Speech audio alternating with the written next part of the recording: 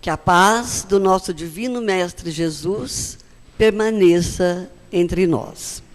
Joana de Ângeles, Espírito, em uma obra psicografada por Divaldo Pereira Franco, ela nos diz: nós, seres humanos, caminhamos no processo evolutivo presos aos problemas que criamos para nós mesmos, experimentando dores amargas, que só nos libertaremos quando nos resolvermos pela transformação interior, adotando comportamentos saudáveis.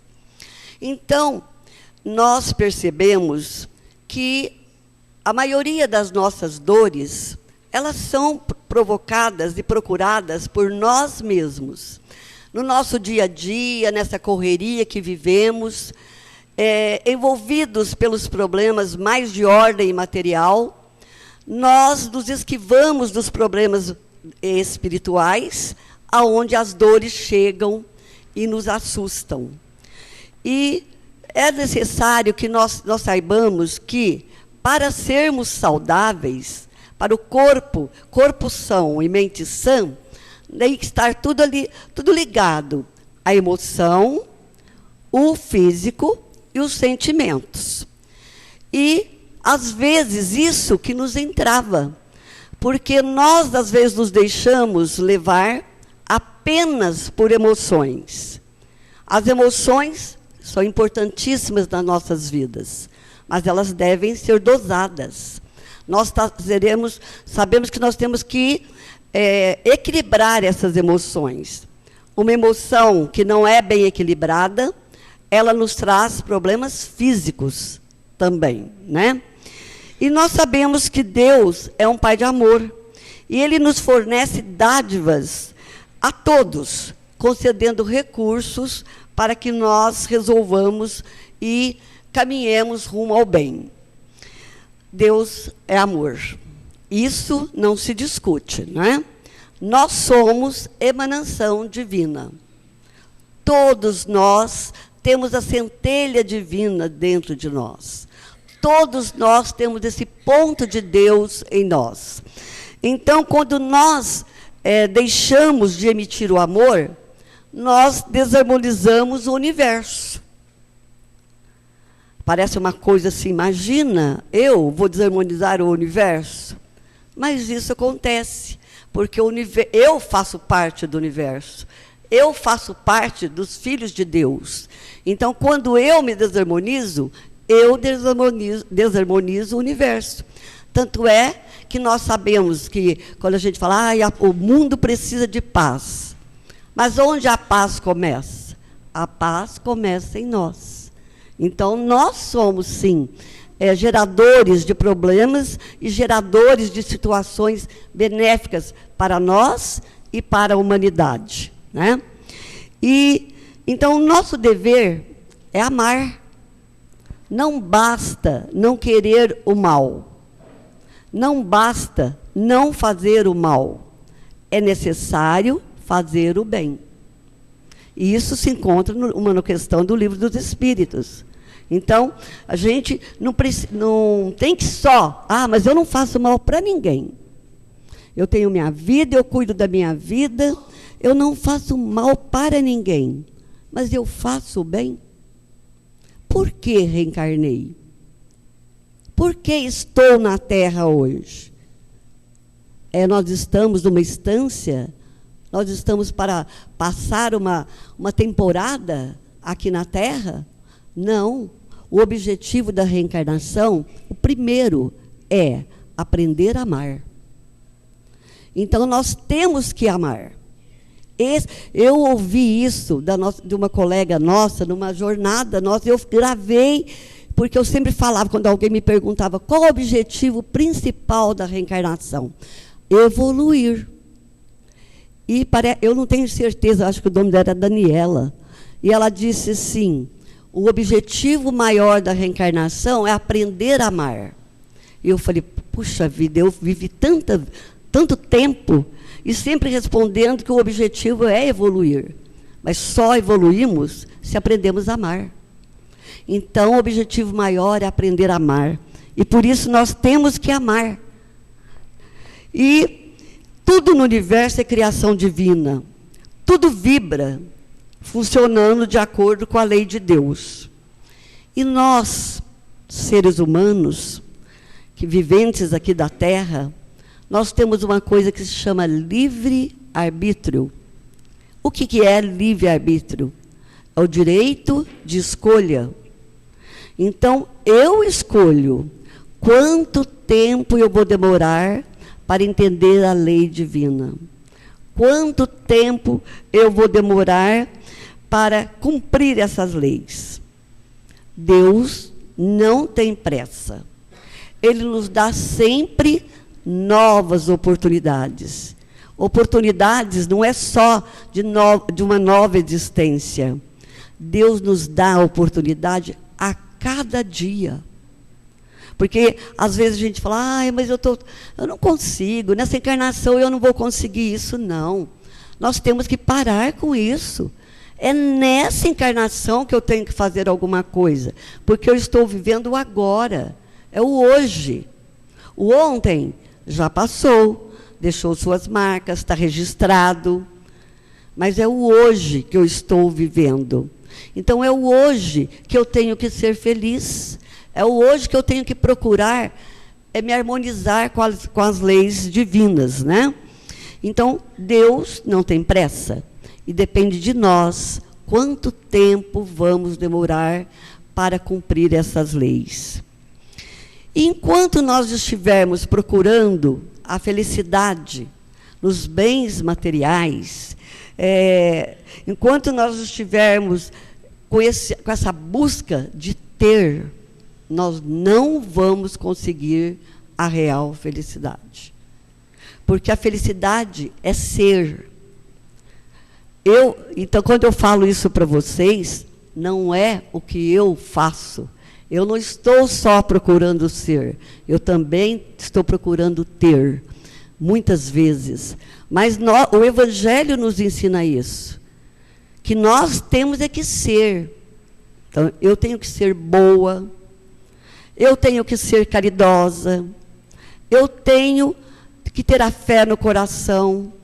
Isso são as aquisições que eu preciso para a minha melhora íntima, para que eu possa, para que eu possa melhorar. E enquanto nós tivermos pensando na felicidade, como se a vida começasse no berço e terminasse no túmulo, nós não vamos encontrar a real felicidade. Porque nós, espíritas, sabemos que a vida não começou no berço e que não termina no túmulo. A nossa vida é incessante, porque nós somos espíritos eternos. Mas enquanto tivermos só sabendo isso e não vivendo para isto, nós não vamos encontrar a real felicidade. Emmanuel, Espírito, nos diz: realmente é grande aquele que conhece a sua própria pequenez ante a vida eterna, e que jamais o homem deve supor que a sua dor seja maior do que a do vizinho, ou que as situações do teu agrado sejam as que devam agradar aos que te seguem. Deve, sim, combater as tendências ao melindre pessoal com a mesma persistência empregada no serviço de higiene do leito em que repousa. Então, quando Emmanuel nos fala isto, ele nos leva a uma reflexão. Um dos atributos de Deus não é soberanamente justo e bom? Se Deus é soberanamente justo e bom, o que eu passo, o que está acontecendo comigo na presente existência, é porque eu necessito. Porque senão eu não passaria, né? Então, o melindre, aqui fala do melindre. Por quê? O melindre, ele é, vamos dizer assim, o exterminador de muitas relações, principalmente de amizade, de companheirismo. Porque o melindre é quando qualquer coisa nos magoa. Às vezes, uma pessoa que nos quer bem nos adverte: olha, você não deveria fazer tal coisa, você deveria pensar melhor naquilo que você vai fazer, ou isso não é certo. A gente já fala: já está pegando no meu pé. Ele é que está errado. A minha concepção, o que eu penso está certo, o que eu estou fazendo está certo. Eu faço isso porque eu sei que é bom. Então, a gente prefere até perder uma amizade do que achar que a gente está errado. Isso é melindre. Tudo nos magoa, tudo nos ofende. O espírita não pode se dar esse luxo de se melindrar. Nós temos que aceitar quando uma pessoa não é critica, quando uma pessoa nos auxilia com o pensamento, nós devemos agradecer e não achar ruim, né? Muita ofensa registrada é peso inútil ao coração. Nós sabemos, todos, se eu perguntar para vocês, vocês já tiveram algum sentimento de raiva? De mágoa? Quem me responder que não teve, eu vou falar: então não está vivendo, não está nesse planeta. Porque todos nós temos momentos de raiva, algo nos magoa, isso é normal. E a raiva é um sentimento físico. É uma coisa que depende do nosso organismo. Às vezes alguém fala algo tão assim forte para nós, e que nós não esperávamos, e que nós julgamos que não merecemos. A raiva é instintiva. Então, é um sentimento, é uma coisa física. Então, é natural que tenhamos raiva? É natural, no grau evolutivo que estamos, é natural. O que não é natural é que nós guardemos a raiva, que nós carreguemos a raiva. Porque esse carregar, esse levar a raiva conosco, é que nos deixam doentes. Aí vai atingir aí a raiva passa a atingir o nosso físico. Não é? Então, nós temos que pensar muito nisso. E Paulo, quando fomos falando das coisas, de pensar em querer só o material, o apóstolo Paulo, ele nos faz uma advertência quando ele se refere aos patrimônios de ordem material. Nada trouxemos para este mundo, e nada podemos levar dele. Se nós nos fixássemos nessa advertência de Paulo, nós seríamos diferentes. Mas nós não conseguimos isso ainda. Mas um dia nós vamos conseguir, né? Então, porque, gente, a vida terrena, ela significa apenas um estágio em nossa evolução espiritual. Uma oportunidade de reajuste, de aprendizado e de autoconhecimento. Muito importante o autoconhecimento. E ele tem sido, apregoado muito agora junto à nova psicologia, porque você precisa se conhecer. Porque se você não se conhece, você não é capaz de conhecer ninguém. Se você não se ama, você não ama o próximo. Então, nós temos que aprender a nos conhecer, sim, a saber como somos, o que queremos, o que estamos fazendo nesta vida. E o Espiritismo nos dá toda essa resposta. Basta que nós estudemos o Evangelho, não precisa nem ir tanto nas outras obras. Claro que todas são imprescindíveis para a nossa cultura e para a nossa evolução espiritual. Mas o Evangelho é o código moral que nos orienta, né? E, então, o Evangelho, na noite de hoje, ele diz assim, que palavras de Jesus, né? Quem quiser salvar sua vida, perdê-la-á. Parece assim, imagina, como isso, né? Eu quero salvar minha vida e eu vou perdê-la? Nós sabemos que as palavras de Jesus devem sempre ser levadas com uma reflexão, né? E ele falava de acordo com o povo da época. Era como eles estavam acostumados a ouvir, né? Então, isso quer dizer o quê? Quem tenta salvar a sua vida experimentando apenas as sensações corporais, estará perdendo-a. Porque se eu vivo só a matéria, eu tenho condição de fazer alguma coisa espiritualmente? Eu me elevo. Quando eu vivo só a matéria. Eu não estou dizendo que nós não temos que viver a matéria. Se estamos vivendo na Terra, nós temos que conviver com as coisas da Terra. Mas se eu vou viver só a matéria, né? Então é isso aí. Se essa vida, se nós estivermos levando a nossa vida voltada apenas para os prazeres, para os gozos que ela nos oferece, então realmente nós vamos perder a vida. A vida como oportunidade de evolução, não é? Mas renunciar, como eu já disse agora mesmo, renunciar aos prazeres do mundo não significa que o homem deva adotar uma postura completa de fuga desses prazeres. O homem não deve fugir, não, então eu não posso ter alegria, não posso ter prazer nenhum. Eu tenho que viver só a vida do espírito. Não, nós, como eu disse, estamos na Terra. Vamos conviver socialmente com as coisas da Terra com equilíbrio. A palavra mágica é equilíbrio, com bom senso, né? Então, nós devemos dar o devido valor a esses prazeres. Vamos fazer uma análise. O que eu estou fazendo?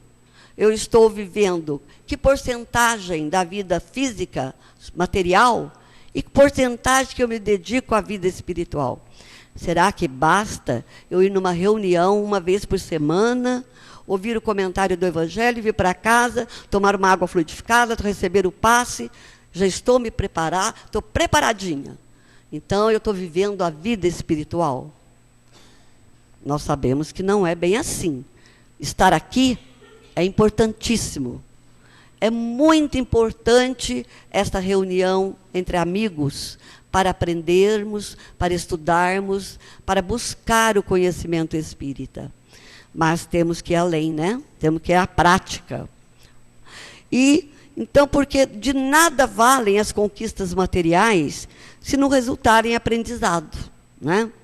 De nada valem o esforço, a determinação, despendidos em busca de status, de poder, de posição social, de prazer. Se disso não resultar, benefícios para o próximo e fortalecer a moral. Então, tudo é importante, mas vamos sempre ter o equilíbrio. Com esse estudo do Evangelho, com essas palavras de Jesus, a que ele nos convoca? Ele nos convoca para uma renovação espiritual, de modo que possamos conduzir a nossa cruz, tornando-a mais leve. Todos nós temos cruz? O que significa essa cruz?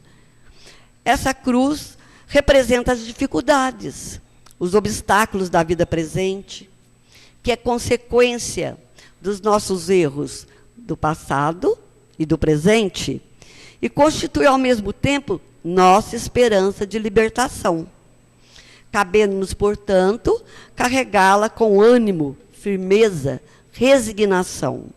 Para isso é necessário seguir o roteiro estabelecido por Jesus.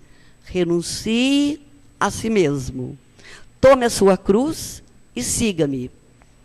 O roteiro para a conquista da felicidade inclui, sim, o desapego aos bens materiais, aos bens só para mim, aos bens egoísticos, né? Em proveito ao bem de todos. O suportar corajosamente as consequências dos atos de ontem e de hoje, e principalmente a procura de Jesus por divino modelo. Quando nós, de fato, sentirmos Jesus como nosso modelo e guia, nós vamos renovar os nossos sentimentos e os nossos atos, né?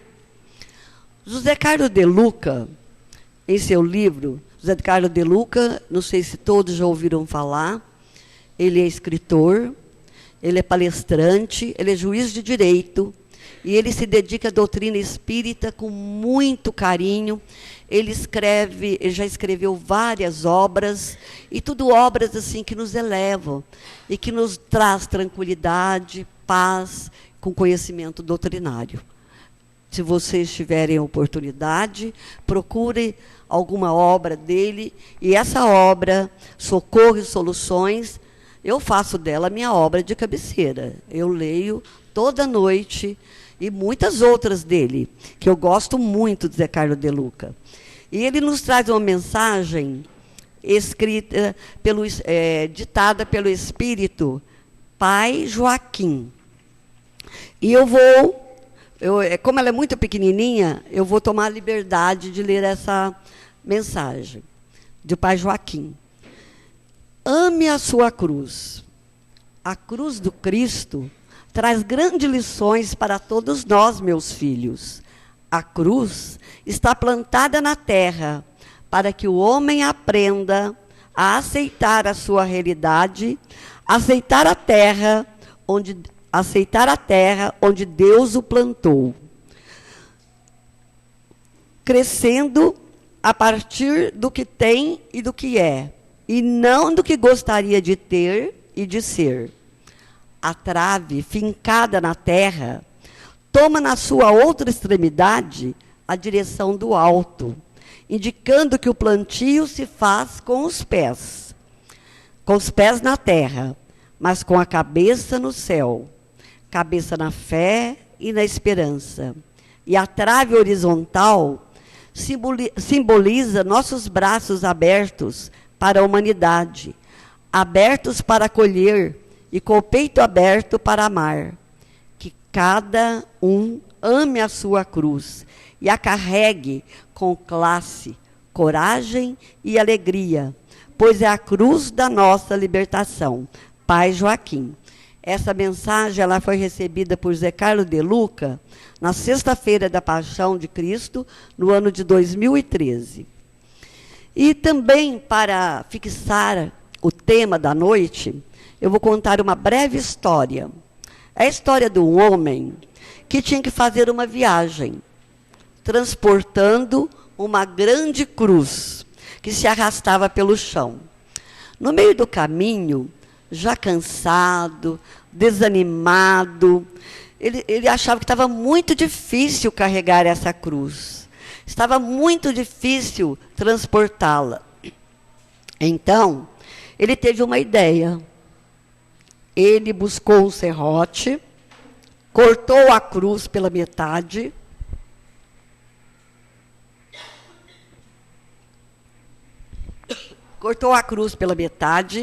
e seguiu o caminho feliz, pois a partir daquele momento a cruz se tornara leve e ele podia caminhar tranquilamente.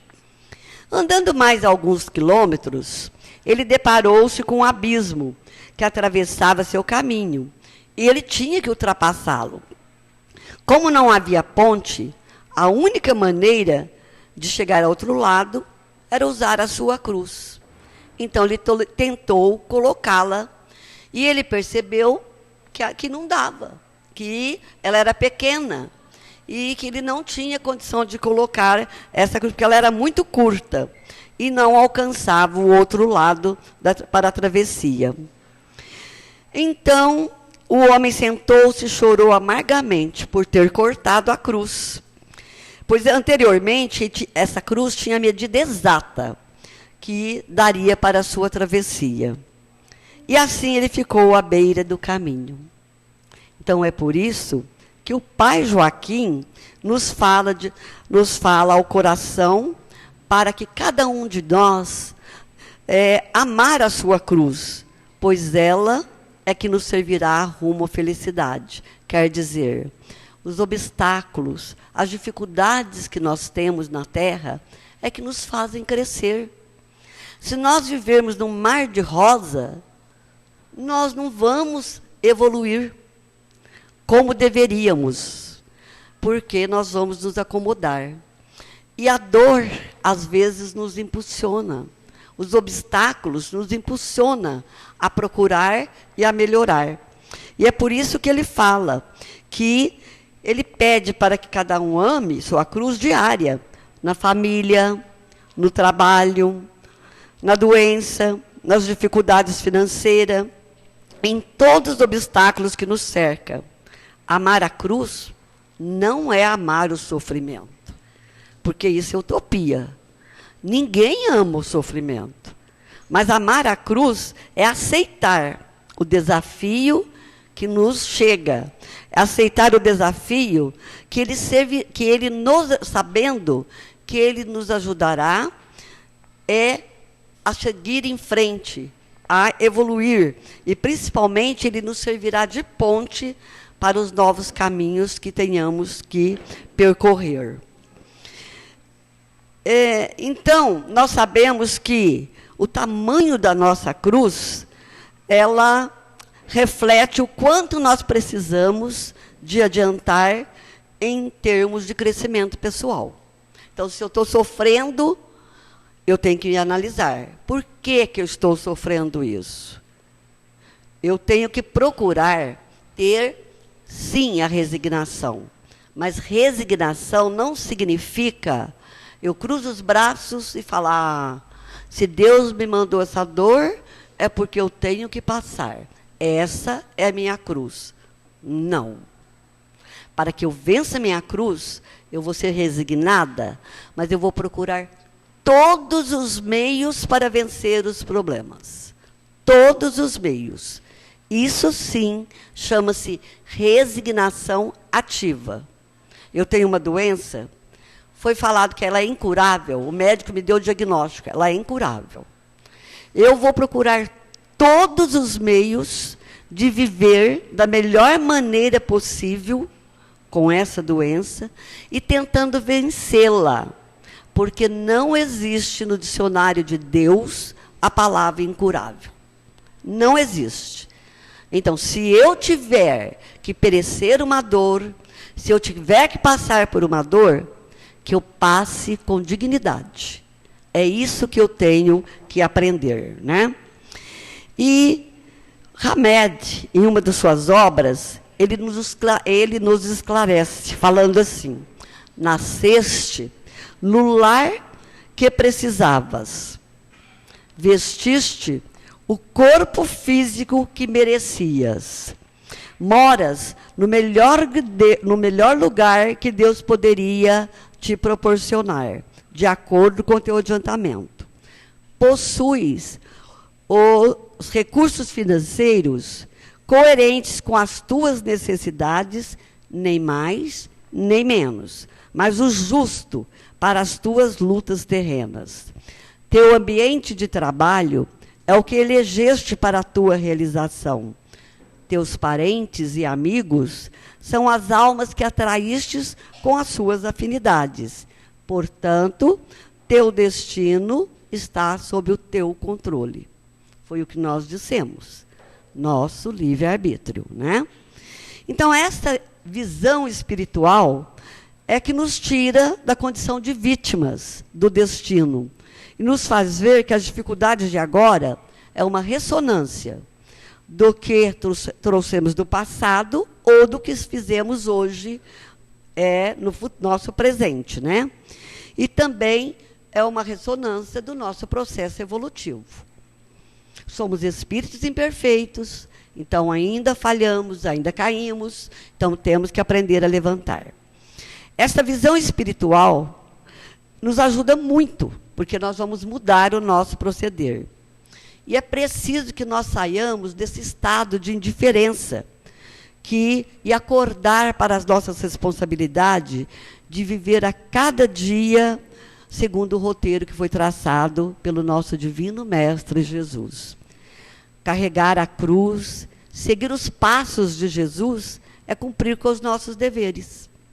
Não é nada mais além disso. É cumprir com os nossos deveres. Vou ser uma boa mãe, eu vou ser uma boa esposa, uma boa filha, uma boa companheira. Isso é ir vencendo a nossa cruz. Isso é cumprir com os nossos deveres, né? E é agir tanto nas situações favoráveis como nas adversas, com firmeza, com tranquilidade, com desprendimento e serviço, contribuindo com eficiência em favor do bem. Jesus disse: se alguém quiser vir a mim, negue-se a si mesmo, tome sua cruz e siga-me. Então, isso encerra uma convocação mesmo. É hora, é agora. É a hora da renovação espiritual pela conquista dos valores intelectuais e morais. Esta renovação é íntima para o aprimoramento do nosso mundo, o mundo interior e o mundo nosso também, o planeta Terra, vencendo a nós mesmos e reajustando as dificuldades mentais, emocionais e sentimentais. E nós, estando despreparados emocionalmente, nós, às vezes, temos atitudes levianas, né, irresponsáveis, como agressividade, como medo, e que nos leva ao afastamento até do convívio social e o familiar. E, às vezes, nos mantém em situações assim, de paralisação, como querendo nos pouparmos do sofrimento.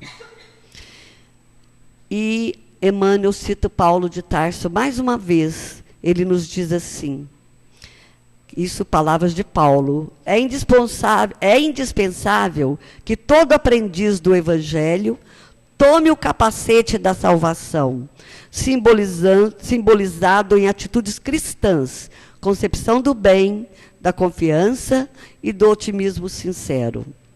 Teçamos, pois, o nosso capacete espiritual com os fios da coragem, da fé pura e do espírito de serviço, e assim nós vamos enfrentar qualquer combate. Então, vamos pensar que a nossa vida é eterna, e nós temos que começar a procurar esses valores imortais que nos conduzirão à verdadeira felicidade e nos facilitarão, com certeza, a carregar a nossa cruz. E eu vou terminar com um pensamento de Joana de Ângeles. Carregar a sua cruz é não se submeter às imposições mesquinhas de quem quer que seja, mas assumir a vida com todas as realidades que o mundo oferece, como oportunidades necessárias, estímulos adequados ao processo do crescimento espiritual. Sem rebeldia, uma vez que todos os caminheiros da evolução têm cada qual a sua cruz, que deve ser levada com responsabilidade de iluminação e eternidade. Muita paz.